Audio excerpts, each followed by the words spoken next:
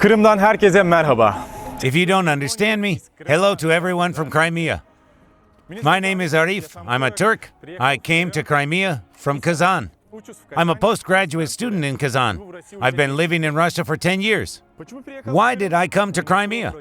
My great-grandfather left here a long time ago.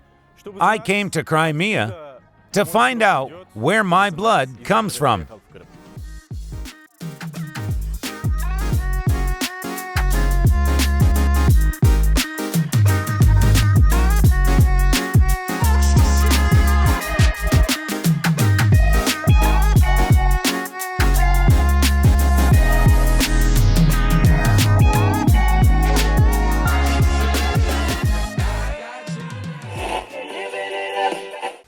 Hello, Andrei Vitalyevich. Thank you for inviting me to visit you. We are in the Central Museum now. I wonder, when was the Crimean War here? What did it look like? What was happening here? What items do you have saved? Would you tell me a little about it, please? Russia became a great empire during the reign of Peter the Great. This happened in the early 18th century. As Peter had said, Pushkin wrote later, the Tsar's main task was to cut the window to Europe. And so, when that window had been cut, St. Petersburg had been built. Russia had been entrenched in the Baltic, in the northern territories.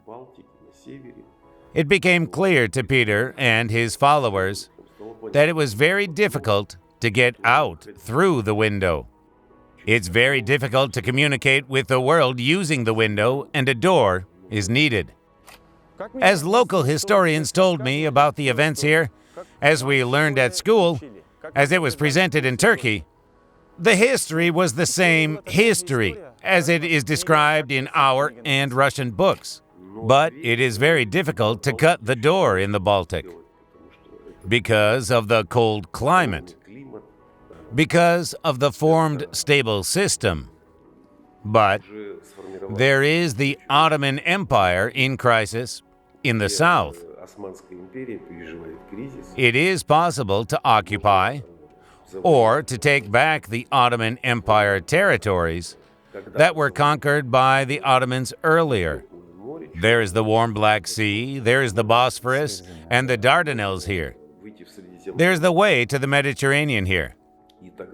Therefore, the idea of offensive and advancement southwards is gradually emerging among the followers, heirs, descendants of Peter and the following Russian emperors.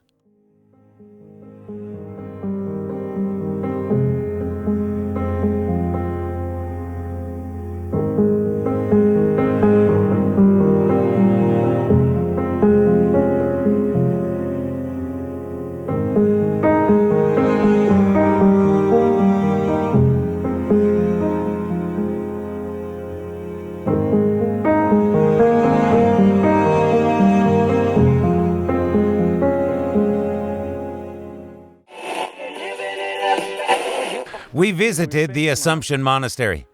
As the novice said, there are 50 people living here. Their working day starts at 5 in the morning and ends after sunset. Their main task is to pray and work. The Bolsheviks destroyed everything here, but this people revived this monastery from scratch. We found it out from the novice. I am a Muslim, and I listened about it with respect. With my own eyes, I've seen how people have revived everything that had been created a long time ago. I would like to say that it is very beautiful here. I really liked it here. The monastery is located in a rock, so it has survived until this day, despite all the wars in Crimea. This place is sacred, so it is forbidden to shoot videos here for everyone, not just us. I'd like to advise you to visit this monastery. And so, the circumstances allowing Russia to launch a powerful offensive southward appeared around the 60s of the 18th century, when Catherine Alexeyevna Romanova was on the throne. We are near the monument that was created in 1883 to commemorate the centenary of the Crimean War. This is Catherine. She holds a scepter in one hand. She points to those territories that were finally assigned to Russia by the manifesto in 1783 with her other hand. The figures of two generals are under her hand. One of them is Vasily Mikhailovich Dolgorukov. He was a very interesting person. The fact is that his older relatives have participated in a conspiracy against the Empress Anna Ivanovna and were executed. But the boy was only 13, and there was nothing to execute him for. But, nevertheless, the enraged Anna punished him. The boy was deprived of the princely life. He was sent to the army and did not have the right to receive education and any ranks or titles in the future. He became a soldier forever. The troops of one of Anna Ivanovna's generals, Karl Burckhardt, approached Perikop in 1737 and besieged the fortress of Or-Kapi, which was the key to entering Crimea.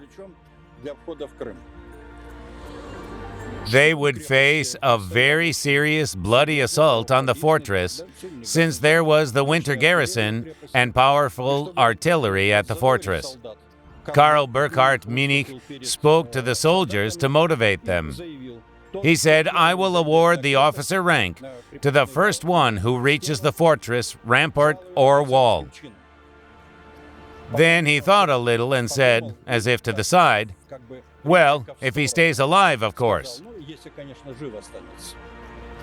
Minich was looking through a spyglass when the assault began at the signal of an artillery weapon. When he saw the small figure, he said, "It is the first. I award him an officer's rank." Then he left to drink wine. Well, the small soldier was led to him after the battle. The surrounding people were stunned. Everyone recognized the former prince, who was forbidden to become an officer, a corporal, a sergeant, or anyone. He had to be a soldier forever. Nevertheless, Minich was not in the least afraid. He said, "It's my problem. I promised and I did it." And the Empress, well, as she decides.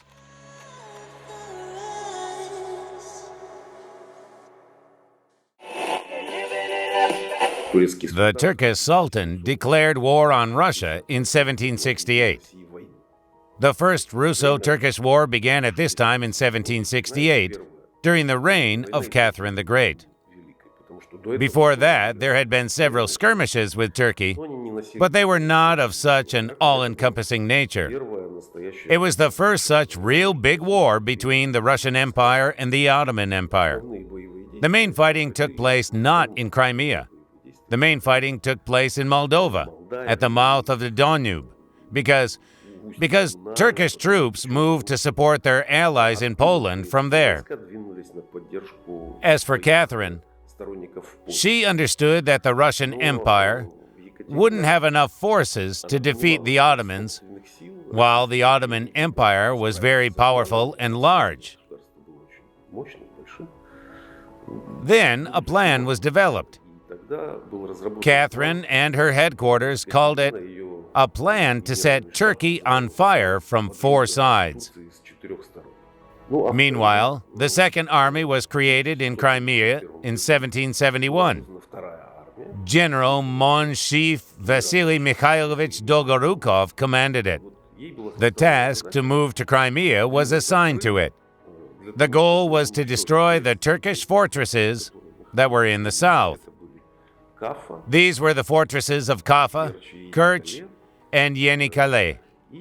So this army, its headquarters, had to make sure that the Crimean Khanate declared its independence from the Ottoman Empire. This army went on a campaign in 1771. The first task of Dolgorukov was to occupy Perikop. It's quite a powerful fortress, which was located on the isthmus that connected Crimea with the northern Black Sea region. It was also the first line that Prince Dolgorukov's troops would have to overcome. This fortress was taken by assault in July 1771, and the Russian troops began to move into Crimea.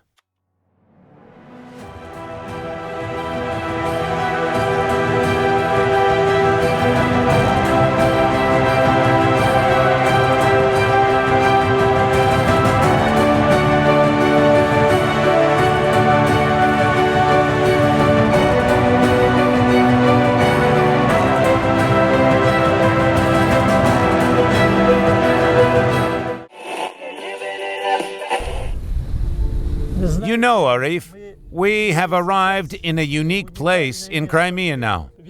Historically, it has always been called the Gate of Crimea. The one who owned the rampart owned Crimea.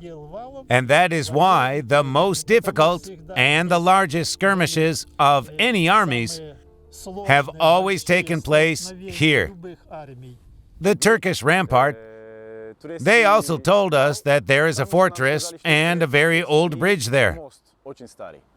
We saw the bridge, but unfortunately we didn't see the fortress. It turns out why there is no fortress there. Unfortunately, it was stolen. And was sold for a penny.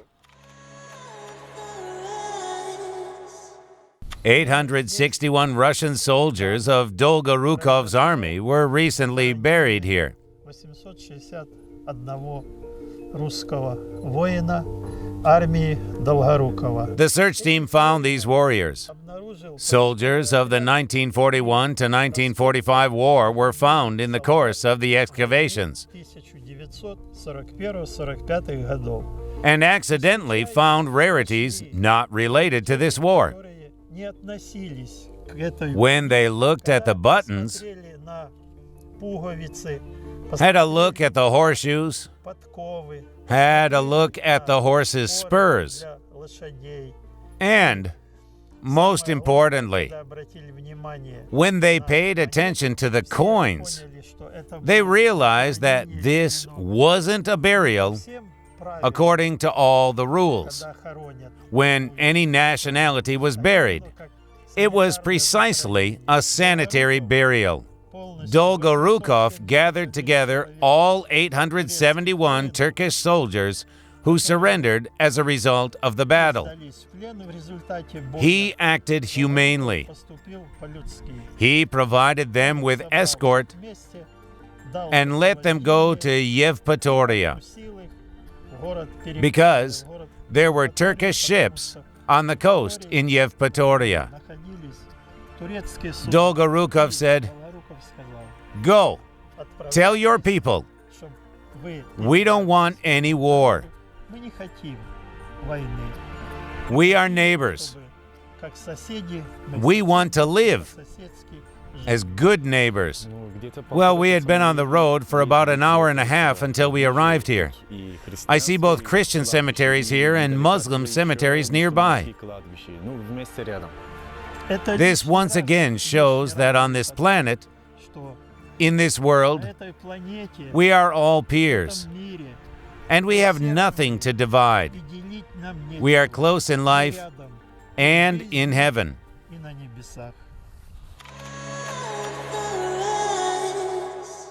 There are various types of buttons that are found in this burial. Flat buttons were on earlier uniforms, and these buttons were on earlier uniforms of Russian soldiers as well. What do we see here? We see the remains of a musket. This is the barrel of this musket. You can see that it is a Russian musket. Let's take a bullet and try to put it into this musket. Here you can see that it fits into the musket barrel. It's a Russian bullet. These are quite large bullets. They can cover a short distance. Such heavy ones. Yes, they are heavy, but they didn't shoot far. Turkish bullets were smaller. The Turkish rifle's caliber was smaller than the Russian rifle's caliber. But Turkish rifles were more long-range. Turkish soldiers fired more accurately. The Russian army operated mainly in formation and used volleys, while the Turks fired individually. The Turks were snipers. They shot very well. A large number of crucifixes were found in the burial. The soldiers wore these crucifixes around their necks. There's also one big crucifix. One of the soldiers was wearing it. Perhaps it was not even a soldier, but a regimental priest who was also buried. It touches the heart to see such ancient historical artifacts. You feel it from the heart. Suvorov got to Crimea between the First and the Second Russo-Turkish Wars. He commanded the corps that carried out border guard service in the Caucasus and Crimea in 1777. At that time, a powerful uprising was organized against Shahin Girey. Suvorov was sent there to restore order. He stayed here for a short time in 1778 to 79. He commanded the corps and took a little part in military operations. Serious military operations were not conducted here at that time. But he carried out a very important mission, which Potemkin asked him to do. He resettled Crimean Christians from the territory of the Crimean Khanate to Mariupol in southern Ukraine. The descendants of these Crimean Greeks are still living there. This is the south of Donetsk region. What's interesting that you're reading? Look, I've got better.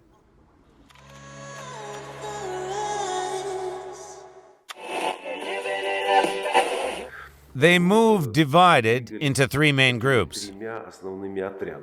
One of the groups went directly to Kaffa. It was Vasily Mikhailovich Dolgorukov who commanded it. The second group, which was moving to Yevpatoria, was commanded by a young General Brown. And the third group, under the command of another general of Dolgorukov's army, moved to Kerch and Yenikale, along the Arabat Spit. In addition, a small fleet that was at the disposal of the Russian troops at that time left the mouth of the Don River through the Sea of Azov to Crimea. This is Senyavin's squadron. The task was to help the army with supplies, do reconnaissance, what kind of Turkish forces were approaching, to report and so on. Crimea was defended by Turkish and Tatar troops. It was the troops of the Crimean Khan and the Turkish garrison. Moreover, the Turkish troops were sent to Crimea from Egypt. There were Egyptian soldiers who had no means of subsistence here. They were very poorly fed, so they got their living at the expense of the local population. They robbed local sellers and merchants, so they were very disliked by the locals. There was a very serious confrontation between the Crimean Khanate and the Sultan.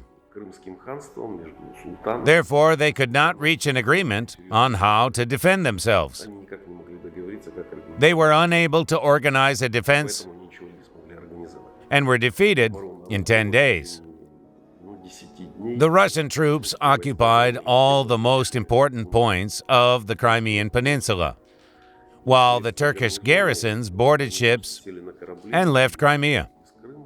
This war, the conquest of Crimea, did not cause very much damage. Only about 100 Russians died. The number of dead Turks is greater. But mostly the skirmishes ended with the departure of the Turkish garrisons from Crimea on ships. Thus, the whole Crimea had been occupied by Russian troops by 1771. The Russian posts were established on the positions of the Turkish garrisons, and thus, Crimea became controlled by the Russian Empire. But Catherine didn't want to annex Crimea to her empire. She had another plan. This plan was developed by a well-known politician, an associate of Catherine. His name was Nikita Panin. He said that we don't need to annex Crimea to the Russian Empire because it makes no sense. Most of the Tatars were nomads, and it was very difficult to collect taxes from them. In addition, the annexation of the Crimean Khanate to the Russian Empire would cause the great discontent of the European states. Therefore, the independence of the Crimean Khanate, including from Turkey, was important for us. In this case, we could become an ally with this state and get several of its port cities, Kerch and Nikole.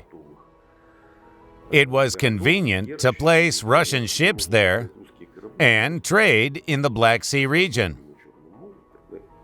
Indeed, such an agreement was signed in Karasub Bazar in 1772.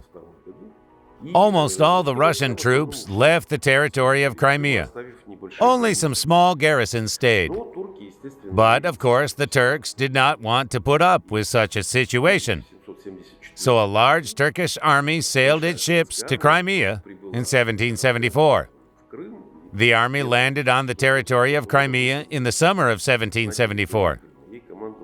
It was commanded by Janikli Ali Pasha, the governor of Trebizond. The Turkish fleet was not detected and it headed towards Alushta. According to various sources, there are 96, 120, or 130 ships there.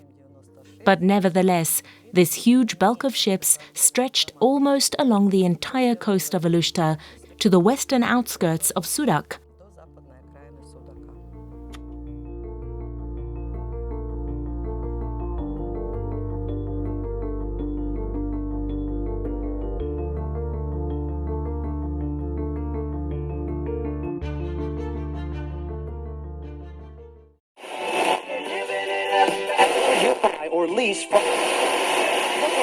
This is the Sea of Azov. Yes, the Sea of Azov is here.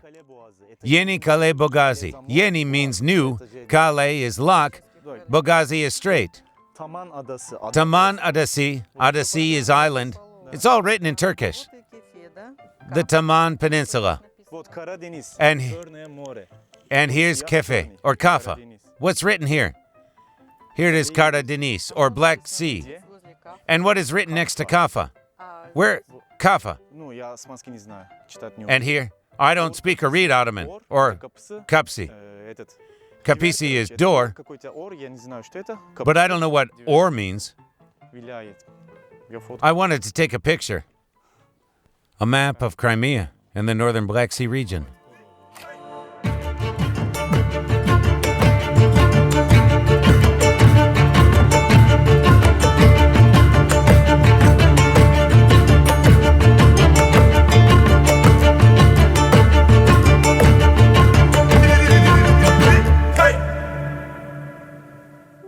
This Bakhchisarai Palace was built in the 16th century. The Khan had been living there with his beloved wives and concubines until the Crimean Khanate was annexed to the Russian Empire. Catherine II and all Russian emperors, except Paul I, visited here. Alexander Sergeyevich Pushkin was here. This balcony was called the Big Ear. There were Khan's chambers there. It was possible to eavesdrop directly from there what was being said here. There was a fountain and a swimming pool. The Khan married a young girl. Her life wasn't long. And the Khan briefed the master to create a fountain. We see that this fountain is crying. Tears flow in a stream. Muslims were forbidden to create portraits of people, so they could only create a fountain.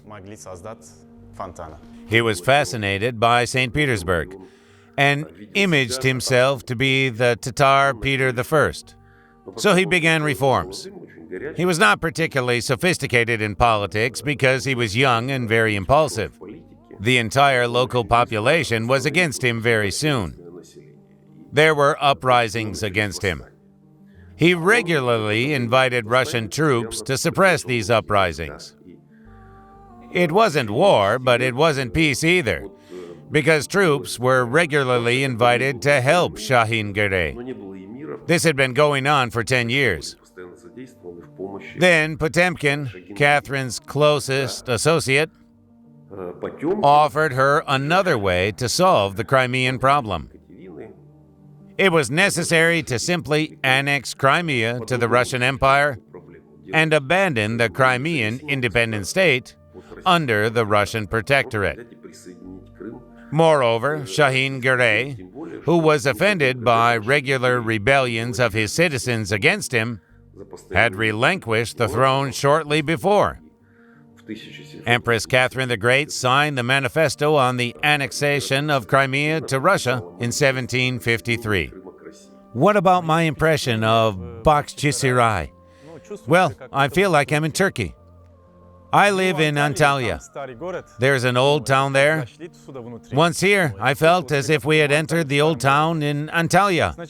First, we drank Turkish coffee, made as if in Turkey. The same taste, the same sensations.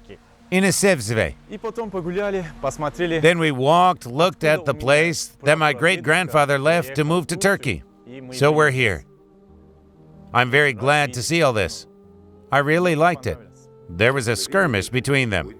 Quite a serious battle took place near Alushta. The future Field Marshal Kutuzov commanded one of the groups of the Russian contingent there. He got his eye wound there. Now there is a monument there. Yes, we have been there. It can be seen on the way from Simferopol to Alushta.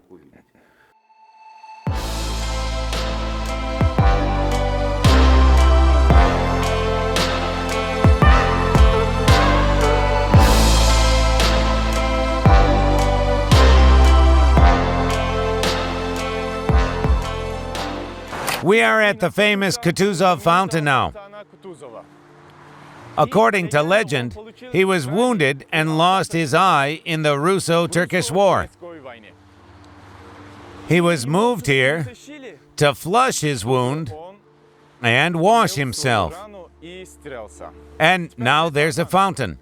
If you also have an injury, come here and do as Kutuzov.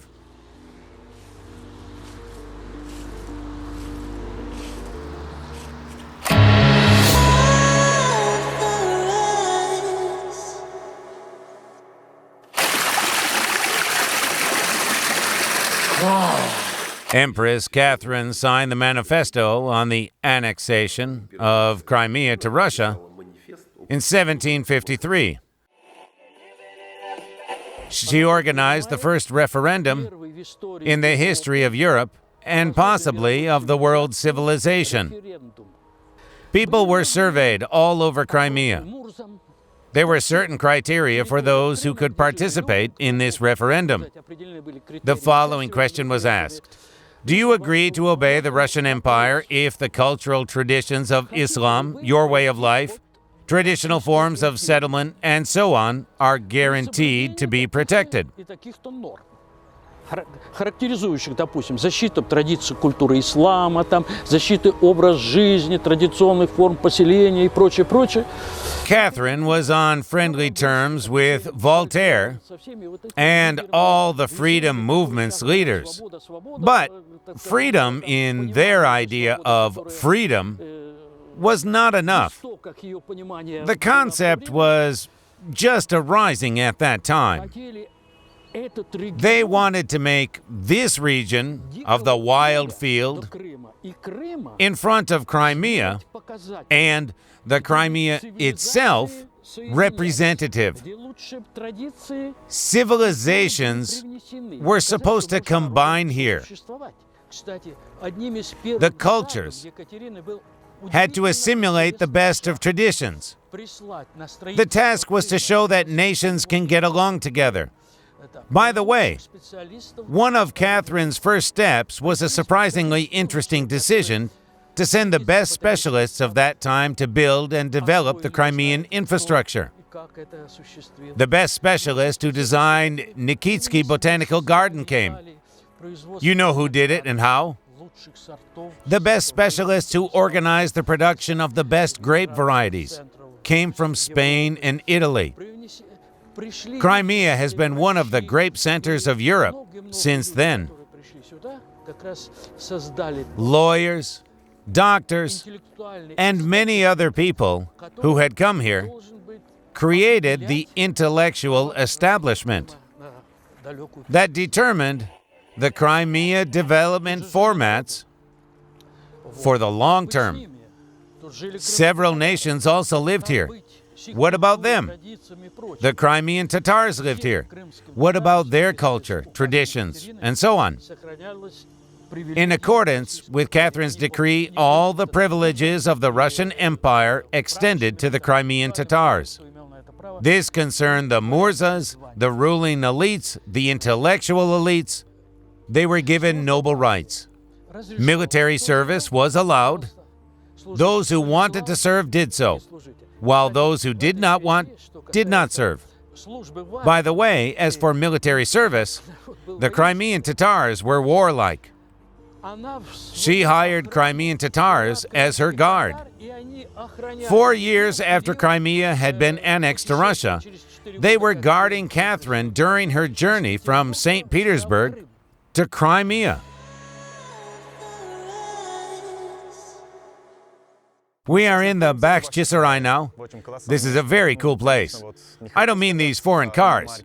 I'm going to tell you about the Catherine Miles. They were built here in 1787 so that Catherine would not get lost when she came here.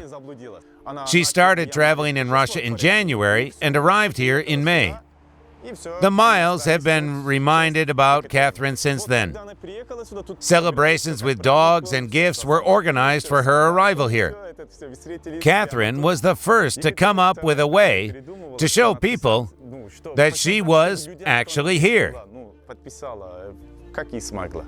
The Catherine Miles are 3-meter commemorative signs that were installed along the path of the Empress's cortege. Catherine the Great left St. Petersburg in January. So, there were 14 carriages and 164 sleighs. The sleighs were made of wood. They came to Crimea in the spring. The need for sleighs disappeared. They were replaced with carriages. And Catherine's cortege already consisted of 80 carriages then. They had 14 carriages when they left, and they added up to a total of 80 here. Each carriage was 10 meters long, and therefore her cortege was 1.5 kilometers long. Can you imagine, Arif? The cortege is 1.5 kilometers long, and all these people are moving. So, this cortege passed our village. Such a beautiful commemorative sign was installed in honor of this event. The real image of this sign still exists in archival documents. The artists worked for a long time. They were able to fully reproduce these miles in the original scale and shape of 1786. A triangular stone was installed every kilometer, or, as it was called, a verst then. The mile was installed every 10 kilometers. It had been the mile that was later called Catherine's. 164 such miles were built. 164 miles. And only 6 miles have been preserved to this day. This is mile the 7th. There are only 7 miles left. Arif, this map is very interesting because the red line shows the path of Catherine the Great from Feodosia to Perikop. And so, passing this way, Catherine the Great stopped in Kazhabasi. This area is called Lisichki now. And it was called Kazhabasi, or the garden on the shore earlier. And so, Catherine the Great, with her 1.5 kilometer cortege, stopped in this village of 12 houses. Can you imagine it? 3,000 people came here. And the Crimean Tatars had only 12 houses. And these people bought up everything they had. The Russians came and said, "Do you have anything to eat?" "Yes, we have." They bought food and water at any price. They set the tables, had lunch. The locals came up to them and said, "We don't have any food or water. We have money, but we have nothing." Catherine told her assistants, "Go." They came and said, "How many houses do you have?" 12. 12 houses. Yes. And they gave 12 small bags of silver. Each family was given 1 bag. They were happy because they were able to buy houses in Bakhchisarai or Simferopol and move to live there. The village has disappeared. It was eaten. It was a great idea to show people that Catherine was here. It was a wonderful idea and a beautiful implementation. As far as I remember, there are only 6 objects left in Crimea out of more than 160. Unfortunately, it's so little, but it's still wonderful.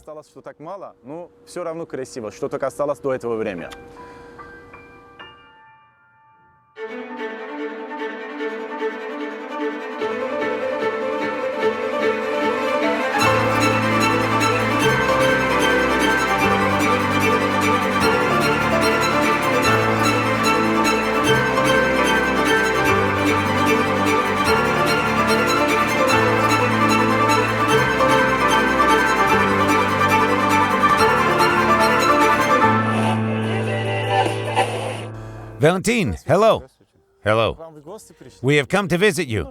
Could you tell us a little bit where we are? What is here? What events took place here? Well, we are at the late Scythian settlement of Neapolis now. It is known as Scythian Neapolis in the academic literature and the scientific world. This term was proposed by the archaeologist Schultz. Before that, it had been called the Scythian settlement of Neapolis. This picture shows its scheme. We are at this point right in the front of the central gate to the settlement. The building right in front of us has become the hallmark of the Neapolis. This is a modern building, stylized in the old days. The museum is located on the territory of the Southern Complex Central Gate Node. The original purpose of this museum was to preserve the masonry of houses, walls of the ancient settlement. Besides the fact that it requires protection itself, the building traditions of the late Scythian culture were also quite primitive. It was still barbaric territory, even despite the fact that they closely cooperated and sometimes competed with the Greeks. Learned everything from the Greeks, but still the construction traditions were quite primitive. This modern building is made of raw stone like the Scythians. The difference is that cement mortar was used for it, but the Scythians used clay. That's why such masonry requires constant maintenance and reconstruction, otherwise it breaks down by itself. We came to a Scythian city built in the 3rd to 4th century BC. We have observed the reservoir, where they performed religious rituals. You feel amazing in the most ancient place of Crimea. Everything has been preserved here up to this time. Everything is beautiful here. Archaeology began to develop in Crimea only after the Russian annexation, because no one had studied archaeology and monuments in the Crimea until that moment. The monuments were considered as something old, neglected, and useless, as some meaningless ruins. The attitude was consumer predatory. In general, mounds were looted at all times and in all ages.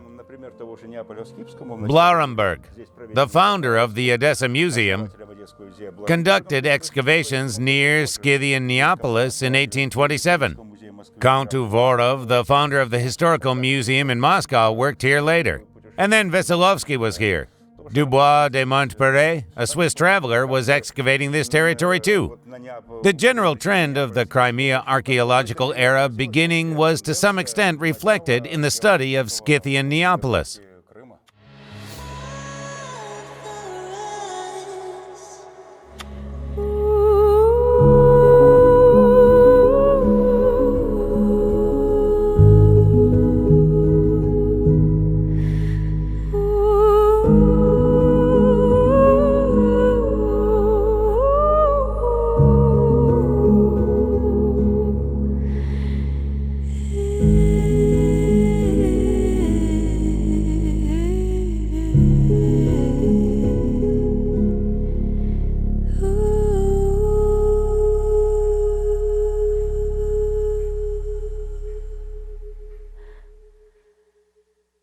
We are in Chufut-Calais now. There is the south gate there.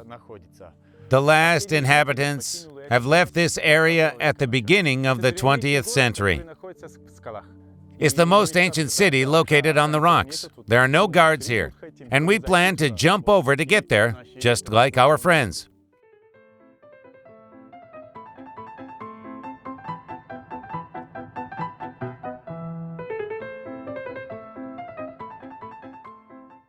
Chufut-Calais had been adjacent to the Crimean Khanate for many years. They had a very friendly relationship. German fascists shot Crimean Karaites and Jews during the Second World War here.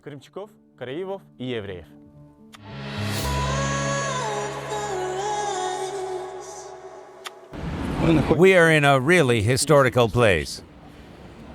This is a cross of 4 roads in the center of Crimea. They connected Crimea with the north, south, east, and west.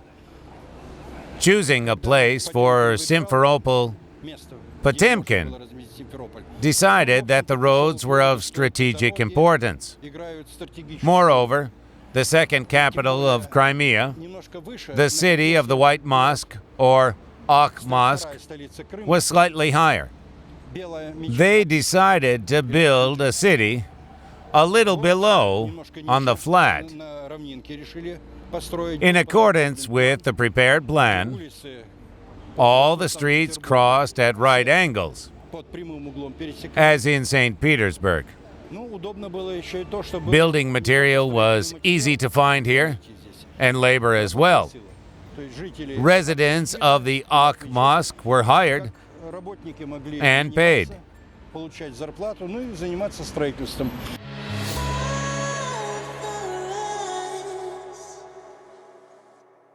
According to local historians, Catherine II did not mistreat anyone of the locals, respected Muslims and Christians. This has been preserved from Catherine's time to the present day. It is clear that Muslims and Christians live together here. I hear the bells. I hear the azan. There are mosques not far from the church. And it's beautiful. It's very amazing. As a Turk who came from the Ottoman Empire, I feel how my people fought here. That's why we went to where there were Turkish Ottoman soldiers. To see it with my own eyes is very touching. I went to the cemetery, opened my hands, and prayed by myself for my loved ones, for everyone. I prayed for everyone who died there, who participated, regardless of whether they were Muslims or Christians. Perhaps someone didn't want to make war, but he was forced to come here. It doesn't matter if that someone was Russian or Ottoman. Perhaps he didn't want to kill, didn't want to die, but he came here.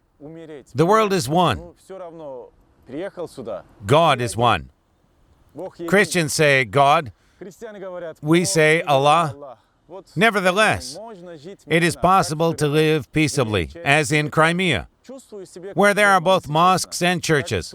I feel like I'm at home, like in Turkey, like in an ancient Turkish city. Kırım'a gelmelerini tavsiye ediyorum. Burası çok güzel bir yer. Kendinize çok iyi bakın. Goodbye to everyone. Thank you very much. Churchill lived in this house in 1945. He stepped on this floor and he petted lion.